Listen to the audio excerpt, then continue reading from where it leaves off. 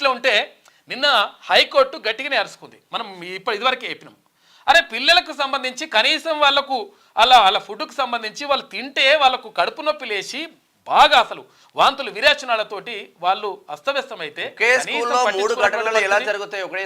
ఎవడరా నాయన ఎవడు అట్లా ఈ లంగ కథలు పడుతుంది ఎవడు? ఎందుకంటే ఒక్కడే స్కూల్లో 3 సార్లు మళ్ళీ రిపీట్ అవుతుందంటే మీరు పీకుతున్నారా ఏమన్నా? ఆ కలెక్టర్ పోయేసి ఇది కాదు అది లంగ కథలు బంద్ చేయరు. నేనేమంటున్నంటే పిల్లలకు సంబంధించి నువ్వు కనీసం ఇప్పుడు అది జరిగిన వెంటనే 3 సార్లు ఎట్లా జరుగుతుంది? ఆ పిల్లల్ని తీసుకుపోయి హాస్పిటల్ తీసుకుపోతే హాస్పిటల్లో కూడా పురుగుడన్నం పెడతాం. ఫస్ట్ ఒకసారి జరిగితే మీరు ఎందుకు ఫుడ్ సెక్యూరిటీ ఫస్ట్ జరిగింది పొరపాటున జరిగింది అనుకుందాం, లేకపోతే ఇంకేదో రకరకంగా జరిగింది అనుకుందాం. కనీసం దాన్ని ఎట్లా దాన్ని అదుపు చేసేటువంటి పరిస్థితి ఉండాలన్నా వద్దా? దాన్ని ఎట్లా మనం కట్టడి చేయాలి? తర్వాత పిల్లలకు ఎట్లా మంచి భోజనం అందించాలి? లేకపోతే పిల్లలకు సంబంధించి ఎట్లా మనం చూడాలి? ప్రభుత్వ పాఠశాలల్లో పేద మధ్యతరగతి విద్యార్థులు చదువుకుంటారు. అక్కడ ఉన్నది ఏంటంటే బీసీ ఎస్సీ ఎస్టీలు మైనార్టీలకు సంబంధించినటువంటి అగ్రవర్ణ పేదలు వీళ్ళు చదువుకుంటారు. వీళ్ళు చదువుకునేటువంటి బడిలో లేకపోతే మీ పిల్లగాని తీసుకుపోయి 2 నెలలు లేచి మనం చెప్తాం కదా, హైకోర్టు కూడా చెప్పింది, అరే మీ పిల్లలకు పెట్టుర్రా బాబు, మీ పిల్లలకు పెడితే అర్థమవుతుంది, మీ పిల్లలకు అదే ఫుడ్ పెట్టేసి ఆడు వాంతులు విరోచనాలు చేసుకొని కడుపు నొప్పి లేచి ఆడు గిలగిల కొట్టుకుంటుంటే అప్పుడు మీరు చూడాలి. అరే కనీసం ఒకటి పట్టించుకోడు. అక్కడ స్థానిక ఎమ్మెల్యే ఏం చేస్తున్నావు?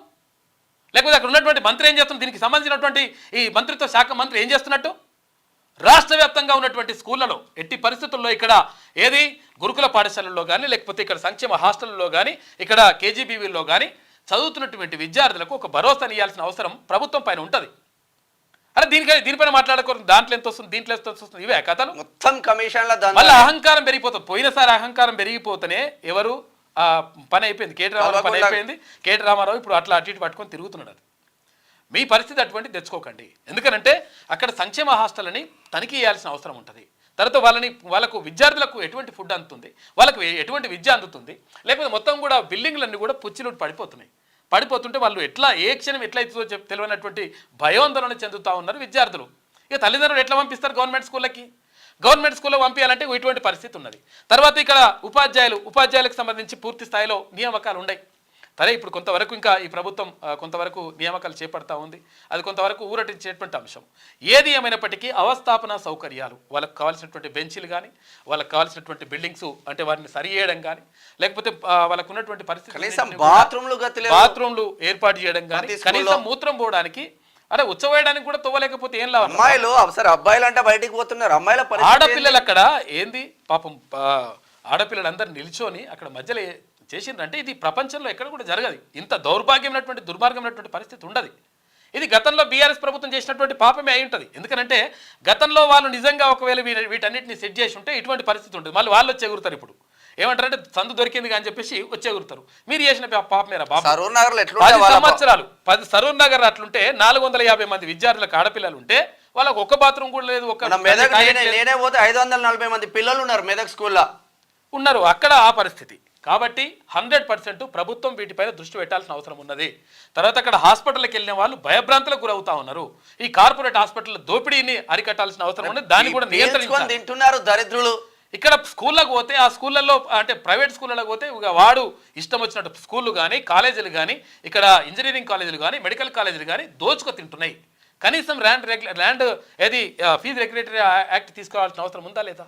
ఫీజుల నియంత్రణ చేయాల్సిన అవసరం ఉందా లేదా? బట్టి విక్రమార్క గారు గతంలో మాట్లాడిండ్రు కదా, గతంలో ప్రతిపక్షంలో ఉన్నప్పుడు బట్టి విక్రమార్క గారు మాట్లాడిండ్రు. ఏమంది? ఫీజుల నియంత్రణ 100% చేపట్టాలి, ప్రభుత్వం ఏం చేస్తుంది గొడ్లు కాస్తుందా అని అన్నాడు. మరి ఇప్పుడు ఏం చేస్తున్నట్టు? మనం ప్రభుత్వంలో ఉన్నాం కదా, ఉప ముఖ్యమంత్రిగా ఉన్నారు కదా, ఇప్పుడు మీరు నిర్ణయాలు తీసుకునే అవకాశం మీకే ఉంది కదా, మరి ఎందుకు నిర్ణయాలు తీసుకుంటలేదు? అంటే పేద ప్రజలు చచ్చిపోయినా సరే, పేద తల్లిదండ్రులు మొత్తం కూడా నాశనం అయిపోయి వాళ్లకు నిద్ర ఆహారం లేకుండా వాళ్ళు చచ్చిపోయినా సరే కానీ మేము మాత్రం మంచిగా ఉంటాం అనేటువంటిది పద్ధతి కమిషన్ల మీద ఫోకస్ చేసి ఎట్టి పరిస్థితుల్లో కరెక్ట్ కాదు. ప్రభుత్వ పాఠశాలని కానీ ప్రభుత్వంలో ఉన్నటువంటి ఈ ఆసుపత్రులను కానీ వాటిని సంరక్షించాల్సినటువంటి బాధ్యత ప్రభుత్వం పైన ఉంటుంది. సంక్షేమ ప్రభుత్వాలు అంటే అవే. ఇక్కడ ఇథనాల్ ఫ్యాక్టరీలు, పిథనాల్ ఫ్యాక్టరీలు, తర్వాత ఫార్మా ఇండస్ట్రీలు పీకేస్తాం ఏకేస్తాం ఇవన్నీ బంద్ చేయరు మొత్తం. ఎందుకనంటే భవిష్యత్తుని అంధకారం చేసేటి భవిష్యత్తు ప్రమాదకరంగా మారిపోతుంది దీనివల్ల చాలా అందుకనే అభివృద్ధి చెందిన దేశాలు ఏవి కూడా ఈ ఫార్మా కంపెనీలు పెట్టుకో, ఈ ఇథనాల్ కంపెనీలు ఫ్యాక్టరీలు పెట్టుకో. వీళ్ళు ఏంటంటే వీళ్ళు పైసలు కమాయిస్తందుకు ఇష్టం సో వచ్చిన ఇంకా ఉన్నాయి సరిపోకుండా ఇంకా కమాయిస్తందుకు ఇవన్నీ లంగ కథలన్నీ బంద్ చేస్తే మంచిగా ఉంటుంది. క్యూ న్యూస్ ఛానల్లో పనిచేయటకు అనుభవం గల సీనియర్ వీడియో ఎడిటర్స్ కావాలను సంప్రదించవలసిన నెంబర్ 8688926084. qnewsads@gmail.com ను సంప్రదించండి. లైక్ చేయండి.